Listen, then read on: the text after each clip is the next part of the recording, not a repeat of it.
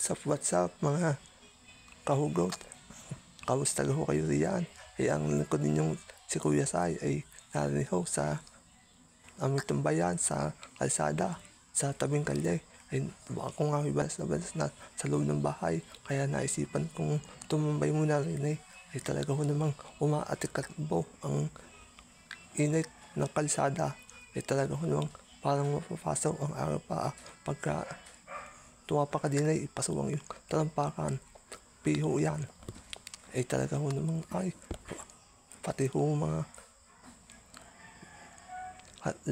halaman nalalanta na ay wala hong ulan. Ay tuyong-tuyo ho nga ang ating binilad. Pagkaga na rin mainit ay sa sobrang init ay tuyo agad ng sinampay. Ay isang oras wala ho yan. Ay mamaya pa titiklopin na at paplansyan ulay.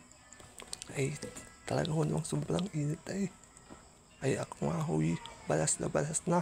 Kaya nga mamaya ho'y ako'y magpapagupit na. Abangan nyo ho kung anong ang kalalabasan ng aking gupay. Ay kasama ko ang aking mga katropa din ay. Shout out sa inyo mga tropa din ay sa Barangay Bubuyan.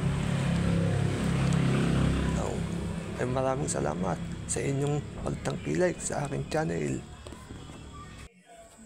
Yawn mga kahugaw, ay kamusta ho kayo riyan? Ay ako ho'y narinig sa aming kwartaw. Pagkatapos ko lang maligaw. Preskaw.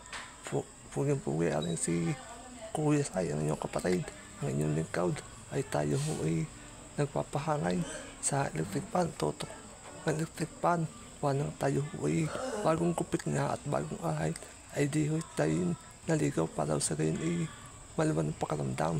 Ay talaga kung namang tagaktak ang paus ay kakaligo lang ha. At kaya mamaya ililigo uli tayo para sa malaman ang ating pakaramdam bago matulog. Ngayon nung tag-inay ay tayo ay nagpagupit nga sa aking pinakmamahal na ina para sa gayon ay magandang nalakalay sa inyong paningay. At lalo pang gumandang lalakay. At para kung tayo yung alwan pakandam, tayo ang suot ng manipis na damit para ngayon yung maayos ang ating pakandam sa katawan, yung katamtaman hulaan, yung hindi makapal. At kailangan natin uminom ng maraming tubig para tayo may inahiyat lakas ay tayo manatiling kumain ng masariwang gulay at prutas para ho healthy lagi. Stay healthy po mga kaibigan. Yan nga ho, tayo na rin sa aming kwarto. At din ho ako'y laging nakakulong dahil ayaw ko mangitay at ayaw ko masunod ang balat. Hindi ako ganong naglalabas. Minsan lang pagka na gustuhan baga